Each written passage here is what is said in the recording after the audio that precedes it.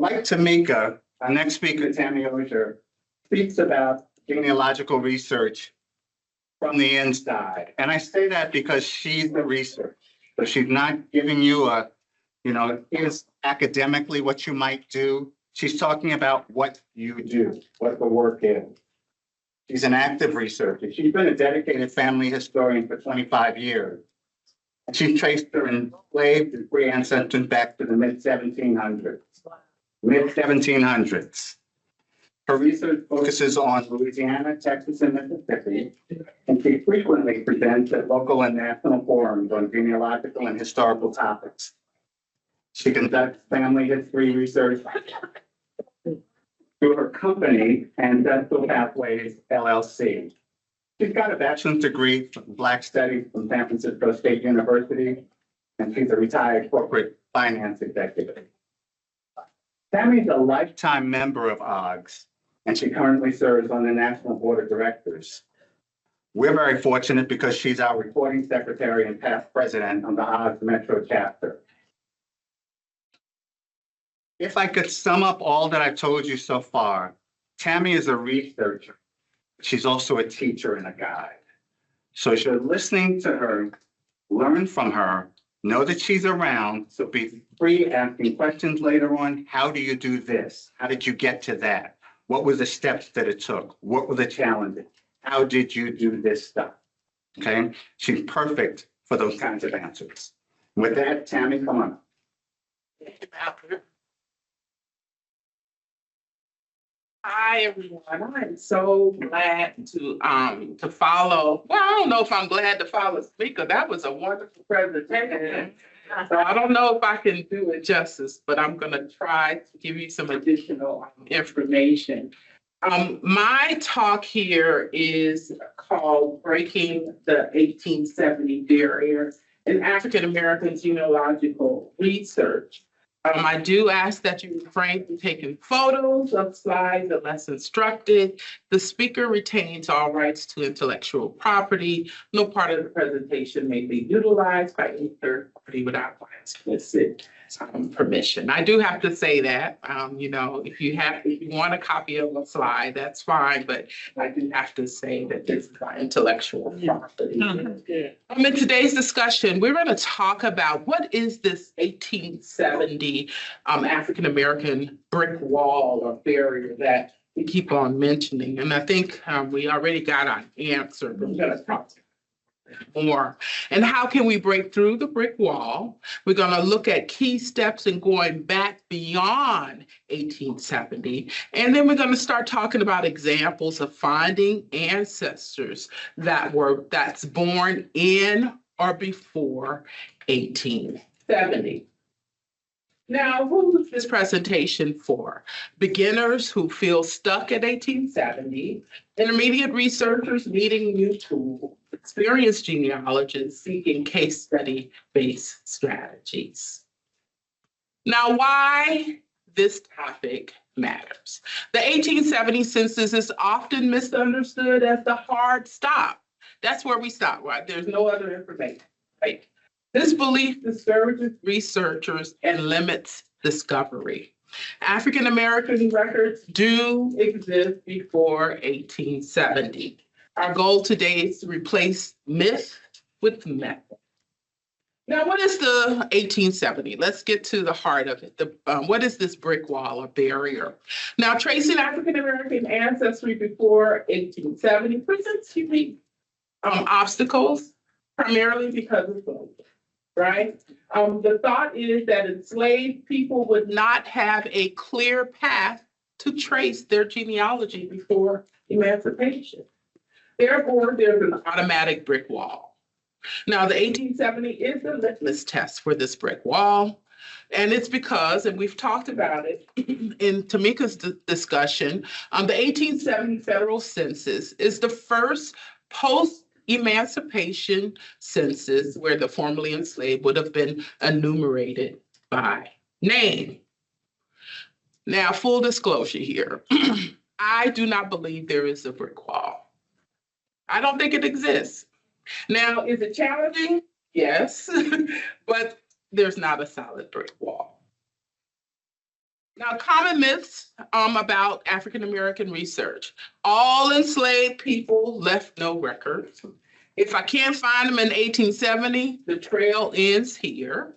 Spelling must match exactly, and everything is online, right?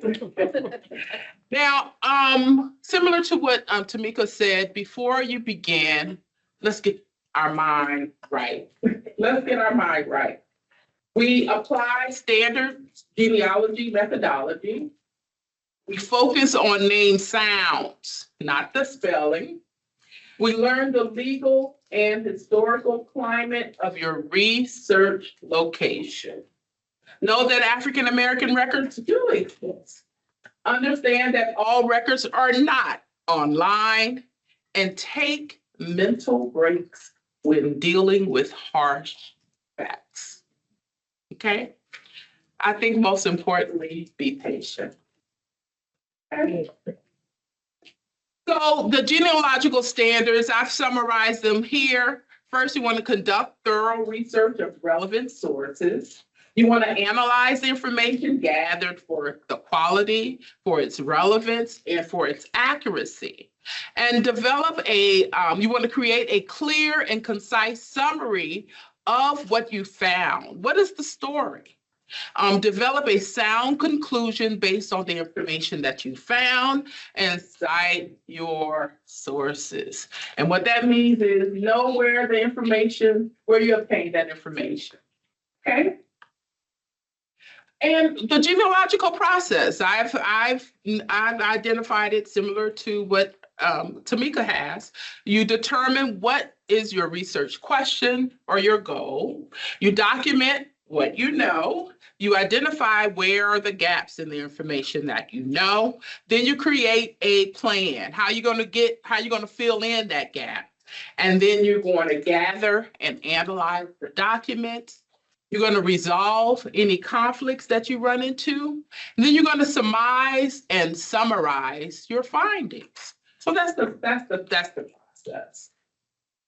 Now, here I just want to briefly talk about evidence and how the different types of evidence determine the strength of your findings. Now, direct evidence means that it just answers your question without any further interpretation.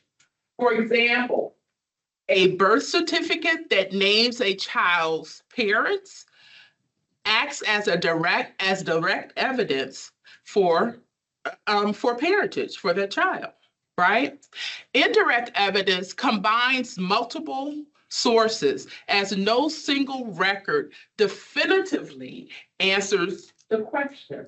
So, for example, when a census record, so 1870 census records, lists a child in a household without clearly stating the relationship, researchers must refer to additional documents like wills or other census records to confirm parentage. So, indirect evidence and direct evidence. One is telling you specifically that this is the mama, this is the daddy. The other one, you have to use some other, you have to combine resources, okay? And then there's negative resource or evidence. And this is the absence of what is expected in the document is not there. An example would be a court record that names the children of a mother, but the child you are researching is not listed in that record. Now, maybe, why isn't it?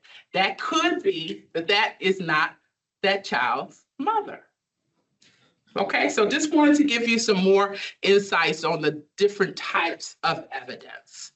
Now, what do you do when there's a record, there's a conflict, right? One record say a person was born in 1850, another one says they were born in 1870. You know, quite a difference. So you compare across times, look at all of the records. You prioritize the primary sources, the one that would be maybe closest to when the activity happened, the one that directly answers the question, and you consider who is providing the information, who was the informant. Is that information reliable? And then you weigh the evidence, indirect, negative evidence, and then you document your reasoning on how you have resolved or you resolve that conflict. Okay. Now, is there a different process for going backwards beyond 1870? No, it's the same process. You may need additional tools. You may need to look at a record differently, or making sure you're squeezing out all of the evidence that is included in that record. But really, it's the same process to find an ancestor born in or before 1870. Now, the key in this research, and Tamika talked about it, are you chasing the right person? She talked about if the person's name is Sam White, and there are 10 Sam Whites living in the same location, how do you know you're chasing the right Sam White? Okay, you look at the name, you look at their age, you're looking for that consistency, the location consistency, family cluster, who is their mama, who their daddy, their siblings, their children, their wife, their spouse, right? You're looking at repeated appearances with the same neighbors. You're matching their application. One is a blacksmith, the other is a tailor. So you're looking at that information to make sure you're chasing the right person. Matching racial designation may also be. You're correlating also, and I like to say at least 3 records should get you to that correct person to help make sure that you're looking at the right person. Okay. Now, the key tool in finding anyone really is cluster research for 1870 and beyond. Now, cluster research is when you expand your research beyond the target person, the person that you're researching, especially when records are sparse or hard to find. You identify a target person who you will use to create a target group. Now, that target group is really the fan club, right? And so instead of just looking at that target person, you're going to include the target group, which may help you in gathering relevant records for the person you are researching. So you choose a target person and have so first you have your target person, then you have your research question. What are you looking for? You identify the target person's known family, friends, that person's known associates, their neighbors. You create that target group, and then you research the target group, the target person, and the target group and then you're going to document your answers to the research question. And again, when you're building that information, you identify the target person by having their approximate age, their occupation, said this earlier, racial identification. Maybe there's a nickname, maybe the language that they speak, and of course, the location. And then similarly for the target person's fan club or their target group, you're going to look at who's their spouse, who are their children, parents, their siblings, the children of siblings, neighbors, and associates. So again, this is where you have a central person you're looking for, but you also include the target group so that you're following the right person. You don't want to capture records for a Sam White that's not your Sam White.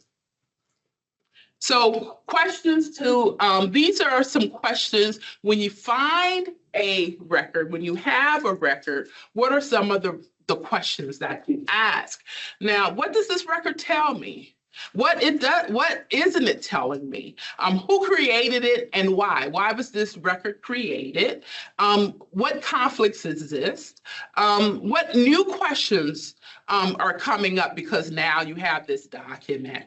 And what other records should I retrieve? Again, this is when you get a record, you don't just look at it, look at the name, oh, let me put it in my sources. When you're analyzing it, you start asking these questions. I hope that's making sense. Yeah. Okay. Yep. So let's put some holes in this so-called brick wall. The first one I like to put, when people say 1870, there are no, is a brick wall. Approximately 11% of African Americans were free prior to the Emancipation Proclamation. So that means that there is already a clear opening to go back beyond 1870 for these people who were free before the Civil War. Okay? Now, I'm going to use this in this particular example, the research question is whether Prosper Ledee was born before 1870. So this is a pedigree chart or an ancestor chart that's just showing my relationship to Prosper Ledee.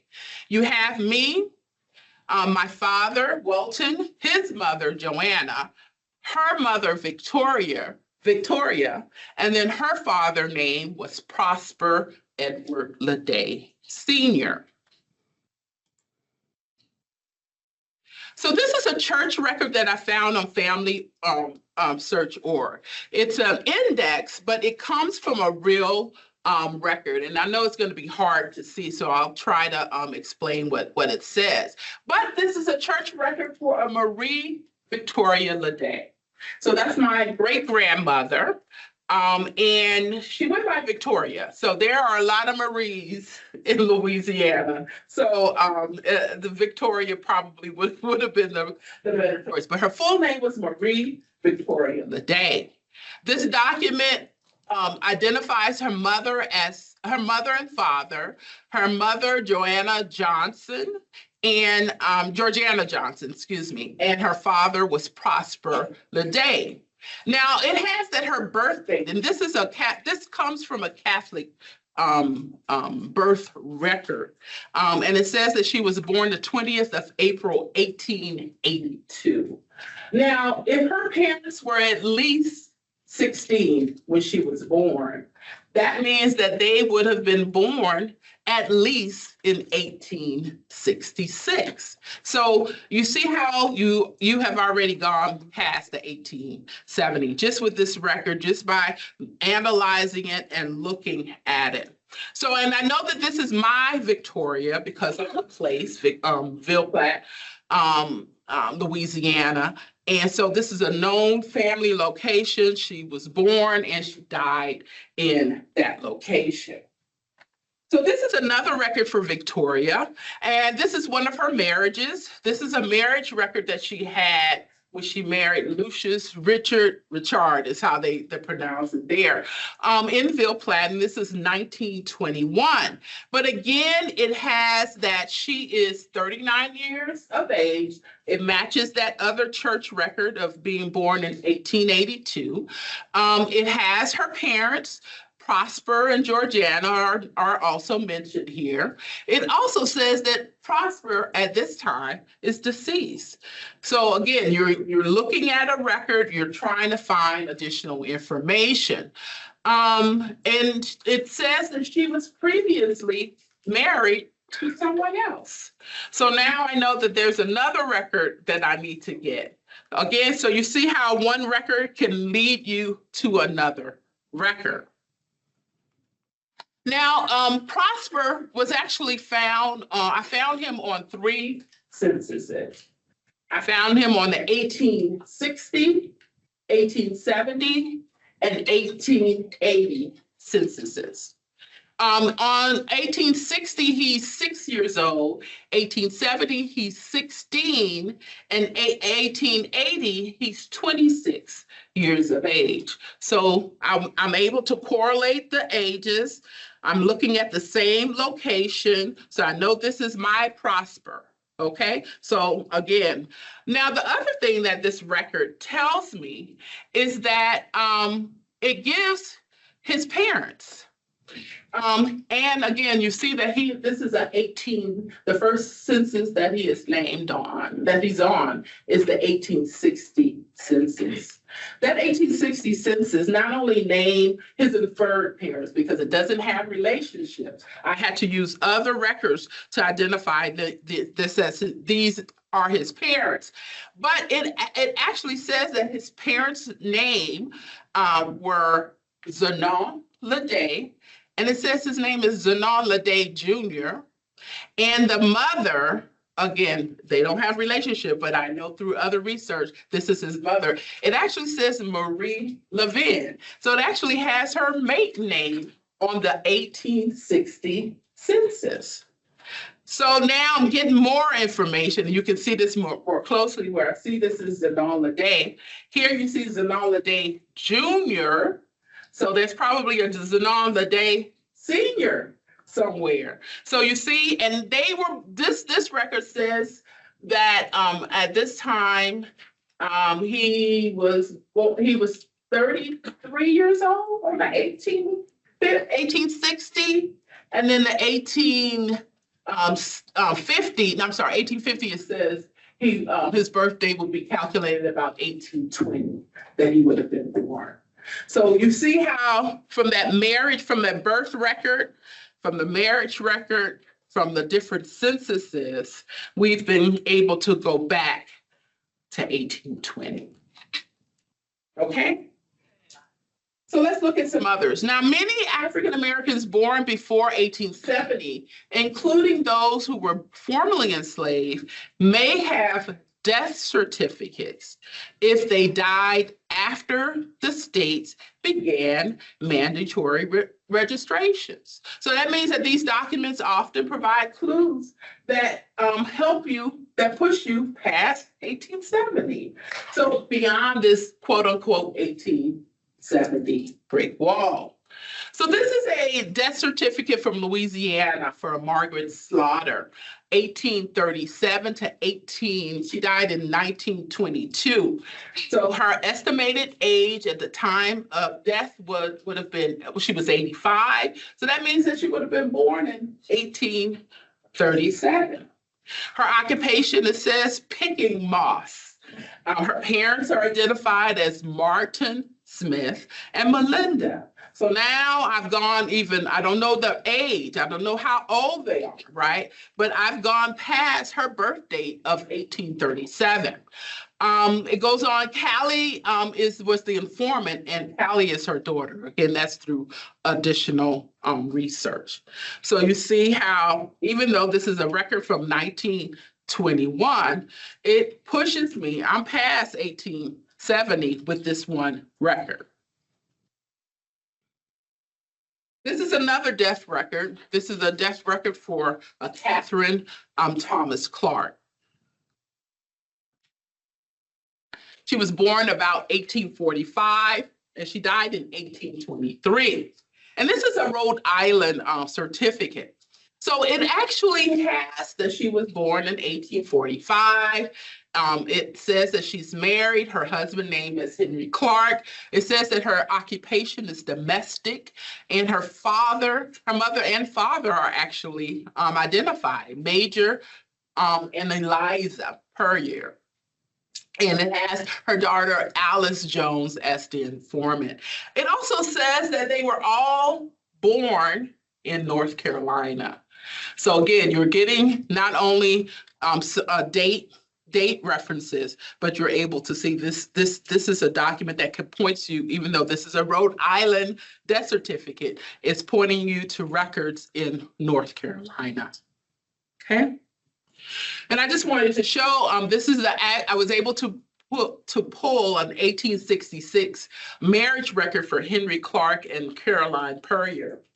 In this particular document is where they were legitimizing marriages. It says that they have been living as married for 3 years. So this was legalizing, if you will, their marriage. They wanted to remain as a married couple. And this is, again, Henry Clark and Caroline, where again, that death record allowed me to get additional information and know that they are where they were married. And this was in North Carolina. So census records from the 1870 and 1890 may indicate that a person was born, and we've seen that, in 1870 or earlier. This means that any census record you find them may be the breakthrough, again, to get past that 1870 quote-unquote brick wall. So this is for my fourth grade grandfather, Ephraim Frank.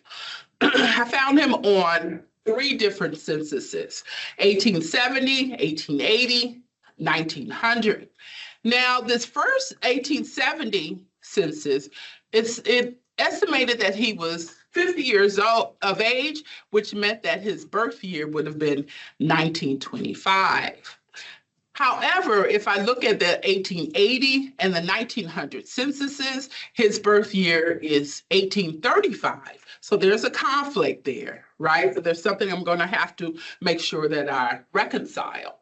Now, one also good thing here, that 1880 census says that his father was born in Virginia.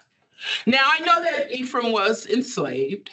I could not find him on the 1850 or 1860 censuses, and I've been able to actually find him in slavery documents.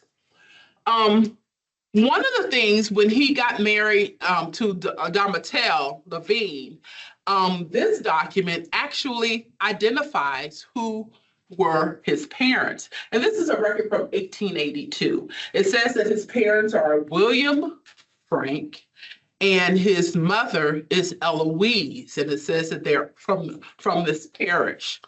So now, and this Eloise, just kind of know that that's a name that maybe Eloise, Louisa, Louise, all those names are kind of can be interchangeable. So kind of note when you see those types of names that you understand the relationship with those names. Now, I believe that on the 1870 census, I was able to find William Frank, but he was listed as Frank Williams. It's the same location. They're a page away from each other on the census. He's living by this Frank Williams is living next door to other people with the surname Frank. And Frank is my surname. That's my maiden name. And so I believe that this is actually my Frank, even though it says Frank Williams. So that's something that I would have to reconcile and make sure I have the information. And he's living with a Louisa, right? And it says that he was born in Virginia, right? So I have to put all those together. It's not telling me that this is the right person, but this is the right person. Now, there was an 1851 probate record for 𝘈𝘧𝘳𝘪𝘤𝘢𝘈, where a Frank, who I believe is William Frank, and Eloise and Ephraim are all noted in the inventory. They were enslaved, but I see them on the same plantation, the same record. Again, I have a Frank, I have an Eloise, and I have an Ephraim. And Frank would have been born in around 1805, Eloise around 1811. And here it says Ephraim was born around 1834. Okay, so you see how the different records, you have to correlate. You have to look at all those records together. Hope that's making sense. Okay. Now, marriage records are also a vital record that may provide information on people born before 1870. Now, some marriages may provide not only the age of the bride and groom, it may also indicate the parents, or as we saw earlier, right? Or even the children. So here is a record, and this says that Richard Jones and Amanda Jones, this record is from 1864, and it says that they are both 51. These are both of their, this is their second marriage, both of their second marriages, because their previous partners died. It's saying that they're both 51 years of age, meaning that they were born in 1813. So again, this is a 1864 record, but it's pushing us all the way back, way past 1870. Here's another record, and this is for Nicholas Mason and Queen Marks. They said that they have been married or living as a married couple since 1828. And this document not only give their ages, it says that where they were born, and it lists their children and where the children were born. So Nicholas was born around 1803. Queen was born around 1813, and the children were all born in Rockbridge County, Virginia, between 1838 and 1860, and they're all listed here. So wonderful document, marriage document. And of course, it pushes us way back, okay? And I'm able to find them on the 1880 census in Massey, spelled differently, right? Queen Anne Massey, but it's in Rockbridge, Virginia. I know this is my person, and he's a blacksmith. He died in 1882, so this is a document that that shows his death. He died in 1882 of consumption at the age of 76. And it confirms that his occupation was blacksmith. So again, I'm pulling these different documents to support the information that we think we know, right? Now, don't forget newspapers. Newspaper obituaries and articles may provide information for African Americans born before 1870. Now, there are these items may include clues to their enslavement. So this first, I think this item, it's weird. Let me just put it that way. This is an article on old Aunt Julia Smith. It says that she is 109 years of age when she died in 1907. It says that her husband had died 30 years previously. His name was Anthony, and she's the mother of 15 children. Now, this article goes on to say she was the Black mammy of the Holloman children and the Parker boys, George, Richard, and other brothers, whose mother was a Holloman. Aunt Julia, again, this is her age. I said it was 105 years of age. And she was actually buried on the old Holloman stead. So this actually may mean that these Holloman people, Parkers, more than likely, probably, and I haven't done all the research on this person. Just wanted to give some information or give you some examples. But this sounds as if she may have been enslaved by that family, right? I found Anthony and Aunt Julia on the 1870 census. They're living there with a number of the inferred children because 1870 does not record relationships, right? And then next door is someone who's more than likely is their son and his family. But on the same page, I found white Hollemans, and also Parkers living a few doors from the family. Okay. Other places to get past this so-called brick wall. I have two documents here. One is a marriage record for a Frank Jackson Jr. And another one is an Estelle Anderson death records. They are both the children of a Mrs. Fannie Elias Jackson. And you're able to see that their father was Frank Jackson and their mother was Fannie Elias. And then when Estelle Anderson, her maiden name being Jackson, it also names her father as Frank and her mother as Fannie Elias. Now, this is actually a funeral program, and there are funeral programs that you can find online, and this is one. Miss Fannie Elias Jackson was born in 1868 and died in 1977. And it says that she was the child of Taurus Elias. It says that she was married to Mr. Frank Jackson Sr., who we saw on those other documents. And then it goes on to name the children and even her foster children who were alive at her death. Okay. I love this document because, again, you're able to use this to get clues to look at other documents. Now, this is a freedman's bank record for a William Chambers. I thought this one was interesting. He's 7 years old. And it says that he was born in 1863.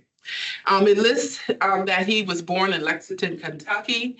It lists his parents' name as Oliver Chambers and Sarah.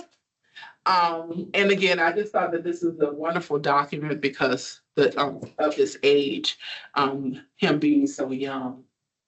Now, I was able to find a death record for William Chambers. He was a tailor, it says. He was born in Lexington. And his father is Oliver Chambers. And his mother, on this document, I'm able to see a maiden name of Sarah Hunley. So a great document, a great way to put two of these documents together. Now, the next example, I just want to talk very briefly about the Dawes Rolls. How many of you have heard the Dawes Rolls? Okay, some of you, good. The quote-unquote 5 civilized tribes, the Cherokee, Choctaw, Chickasaw, Creek, and Seminole, are considered the 5 civilized tribes, and they had enslaved people.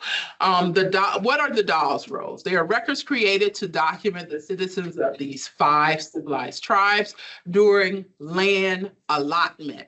Enrollment categories include citizens by blood, citizens by marriage. Freedmen would have been the formerly enslaved. I actually say that, newborns. And so the Freedmen's Rolls lists formerly enslaved African Americans within these tribes and their descendants. Now, why these matter for African American research? Excuse me. Yes. Why they matter for African American research. Each enrollee received a roll number. They linked to a detailed enrollment package. The packages may include testimony, family relationships, their residence, and historical context. It helps identify kinship networks, former enslavers, and migration patterns. Absence from the rolls can also be provided meaningful clues about movement and their affiliation. So this is a card for Richard Tucker, born around 1858. And the doll's cards would have two sides, the front and the back. On the front, it would list the person, his or her spouse, if applicable, the children. So that's what you're seeing here. You see Richard Tucker. It has his spouse, and it also has his stepchildren. And it would give the time if they were actually enrolled into the tribe or the nation. It would give that information. On the back card, which I have a picture here, it continues. So then it gives information now on his parents, who was his mother, who was his father. And I'm sorry, let me point one other thing. So it says that Richard Tucker. It also has slave of. So actually indicate who was their enslaver. So in this case, Polly McIntosh. And so on the back, now you're getting information about his parents. So it goes the order that it is on the front. So it has Richard, his wife, their children, and then the stepchildren. Then on the back, it would actually identify who was their mother, each person's mother, each person's father. We're going to order it is each person's father, who was the father's enslaver, who was the name of their mother, and who was the mother enslaver. So now you've gone back to know that his father's name was Sam Tucker. And this says Arkansas. It's not Arkansas, the state. It's Arkansas like a Territory. A territory within the nation. And so it has who was his father, who was the father owner, and then the name of the mother, and then again, the name of the mother's enslaver. Yes. Let me ask you a question. Could Sarah Perryman and Benjamin Perryman, because it shows that they were related, but Sarah was owned by. Okay. So the question is, even though I'm not doing the mother, but the question was, it shows that Sarah Perryman and Ben Perryman are there, but that Ben is the owner. It has not identified Ben as being the enslaver. You are making an assumption because they have the same surname. It's saying Ben is the enslaver. It could be some relations, but in this case, it's not indicating that. It says who her father was, it says who her mother is, and it says in both cases, it says her father was actually free. And then it says that her mother was owned by the same person who owned her, which is a Ben Pyramid. Can you kind of mentioned it earlier, can you talk about if someone is listed on a record like 1920, they're on the census as Cherokee, but they're not on the dog roll?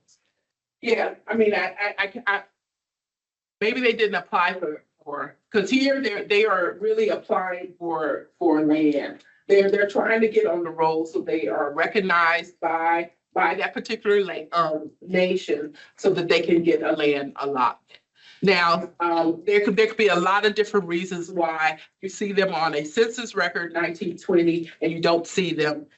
Is it a different name? Are you looking in the right nation? You know, you're looking, they said Cherokee, but maybe it's Choctaw or Chickasaw, so it's kind of hard for me to answer that question, but there could be a lot of reasons why it's different. And they may not have, because there are certain things that you have to, there are certain things you have to fulfill in order to be recognized on the rolls. So there are a lot of information, the same information for a person that was actually was rejected. So you have the rejection rolls also. So you need to make sure that you're looking at rejection. I didn't want to take all the questions now, but go ahead. Yes, ma'am. Okay. So say for instance, a census record lists the family member as Milano. But Okay. you were always told oral history that they were Cherokee. Okay. So how would you reconcile that? Those designations are made by the person who they enumerate. The enumerator is the one who looks at the person and make a determine that person looks half white and half black, and they're gonna put mulatto. They're going, so that mulatto, they could be black one census, they could be white one census, they could be Indian, they could be whatever. So that designation is based on the enumerator, is making that distinction, okay? So I want to go because I do have I'm almost finished, I have some other records here. The Freedmen's Bureau records, and we did see some examples. We have labor contracts, marriage registers, hospital and rations records, court cases and complaints educational records. Southern Claims Commission. I didn't have an example in this one, but a lot of times you have testimony from formerly enslaved and free people, names of family, friends, and enslavers, personal narratives, and wartime experiences in these records. The slave narratives, WPA, Fisk University, and there are other organizations. Here you have first-person accounts of life before emancipation, family names, locations, enslavers, cultural and community context. Former enslaver documents, plantation journals, ledgers, inventories, bills of sale, wills and probate, files, deeds, and land transactions. Now, before the main thing, and as Tamika said, you have to make sure you have a solid foundation of getting to the 1870 in order to get past the 1870. I've showed you different records that can point you in that location, but you have to do this step by step. You can't just jump into, if your family was enslaved, into slavery records without doing the footwork, the previous work. We remember the key steps to the genealogical process. Determine your research question or goal, determine what you know, identify the gaps, create a research plan, gather and analyze the documents, resolve conflicts, surmise and summarize your findings. Key strategy, you have to know the people, not only the person, you have to know their people. Use cluster research, the Fan Club. If records for your primary ancestor specifically is scarce, research their friends, their family, friends, associates, and neighbors, including siblings and former enslavers, to find shared connections. In closing, the 1870 wall is not real. It's a research challenge, but you have to use the standard genealogical method. Cluster research is essential. Vital records, newspapers, Freedmen's Bureau, Freedman's Bank records are gold. Correlation is key, right? We saw that to breaking through. Your next steps: choose an ancestor born before 1870, build a fan cluster, identify 3 to 5 record sets to search, document conflicts and resolve them, write a short summary. Here are some of the research resources that we've gone through. Military pensions, migration and immigration records, oral history, city directories, tax records, land and property records, digital databases, family search, ancestry, Fold 3, chronicling America. The records do exist, the story exists, and you can find it. Those are my final thoughts. Thank you. My contact information, and I could take some questions. Do I have time for questions? Okay. Picture of your contact. Yes, you can. And I realize that this is going to be a controversial question. So thank you, first of all. This is amazing. When I'm doing this type of research, I realize that there's a very ancestral connection, and the ancestors are like, look here, do this. Can you speak to not the kind of concrete technical stuff, but the spiritual part that takes you to look for that particular ancestor on that day and when you find that record? Okay. So the question is, what is the spiritual context in connecting with your ancestors? I'm going to say it that way. We'll give you I'm going to try to make this story quick. I had been looking for my fourth great grandfather. His name was Godfrey Jason. I knew he was enslaved, but and I kind of knew who the family was, but I had not found the record. Me and a first cousin, we would always go to the archives when we were in Louisiana, and I knew I was going to find Godfrey that day. I said, I'm going to find Godfrey today. And she was like, what? I said, I'm going to find Godfrey. So we go, I go to the books to pull which records I'm going to pull that day. So pick up the first one. So in this room, the room is probably as big as this, but I'm over here with the big books and all that. I grabbed the book, put it on the ladder or whatever it was. I opened the book to the page, and there is Godfrey. And I yelled, I found Godfrey. Okay. I want to say, in regards to the spiritual, yes. And she said, what? I said, I found God. She said, breathe, because I couldn't. But all of a sudden, there were three people in the room, me, my cousin, and this older white lady who was also doing research. And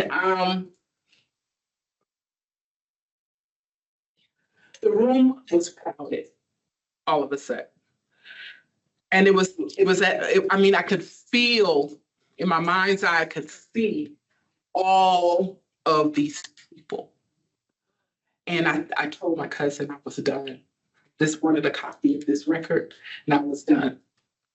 And so I put the book up, got everything, put the book up. I passed the white lady, and she says, excuse me, please don't think that I'm crazy. She said, do you have ministers in your family? And I said, yes. She said, because when you passed by me, I felt all of your ancestors, they were right with you. And she said, and she did like this, and they were connected to God. So for me, of course, I knew that they were walking with me. I could feel them. They were like just carrying me along. And here, this person did not know me, and she felt them. And yes, they were connected to God. And I was like, yes. And she invited me to come and make rosaries at the Catholic Church on Saturday. And I said, okay, I'm going to be gone by then, but thank you. But yes, so sometimes they'd come knocking, but I knew I was going to find Godfrey, and no one can. That's how. I opened up the book, and there he was. And the book is the book is like this. So I don't know if I answered your question, but this is work. Our people, in my opinion, I think all of our ancestors want to be known. Yes. And the way that we continue, the way that they are remembered is by their name. Yes. Godfrey was not a name that I grew up knowing. It was a name I found doing this research. Yes. Right now, I'm looking for my grandfather. He was born I came in a little late, but I did catch a lot of your information. He was born in about 1896. He mentions that he was born in Atlanta, Georgia. I can only find reference of him from 1920. Anything before I can't find anything. I can't find his mother. We don't know anybody on his side of the family. So it's like everything is erased from us, it feels like, as far as memories. Okay, so the question is, she's looking for her grandfather, who said that he was from or born in Atlanta, Georgia, and she can only find a record from 1920. Find 1920 up to 19. 40. There's nothing before then, and what do you do? So, I mean, welcome to the club. The thing that we want to do, if you know his mother's name, if you know any of his siblings, nothing was on a death certificate, nothing was on a church record, because did they name, was he named after somebody else? And maybe he was using a different name. And when they say Atlanta, it may not be Atlanta proper. It could be the surrounding areas. So make sure that you're not looking specifically, just look, if you're looking in Georgia, look at Georgia, not necessarily just in Atlanta. Now, what I did do is I did a DNA test. It did connect me with other Griffins, but I can't see how he's correlated to them. Even the one person I found, he has no history from 1920. All of the people I found from the Griffins have no past. Yeah, so the way that you're describing it, she said that she found from DNA, she is connected to other Griffins, but those Griffins also seem to have some history that stopped. That sounds like somebody changed their name to me, but I don't know, and there's different things that you can try to do. There's no specific way, but that it sounds like a name that was changed and that they may have come from a different area. Take one more question, please. Oh, Lord. I'm gonna be around. Yes.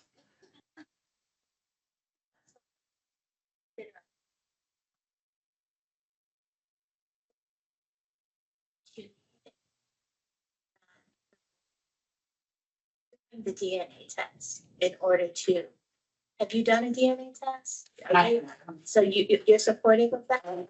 Tammy is. Now, I'm not saying this for everyone, but I have tested with 5 of the companies, and I have found a lot of relatives. One, and I'll just say this really quickly. My grandma Victoria, who I had one example, she had, I think it was about 8 of them, but there were 2 brothers that I could not find any records after a certain time. So their records, I don't know what happened to them. I couldn't find them anymore. And what happened through DNA, I was actually able to connect with the descendants of those 2 brothers who had actually left Louisiana, never to return. One had changed his name. One had changed the spelling of his name. One went to Oklahoma, and he changed the spelling from the rest of the other family. That's one. The other one went to Tennessee. Changed the last name, began using his middle name, and it was because of DNA where we've been able to connect those families. Okay.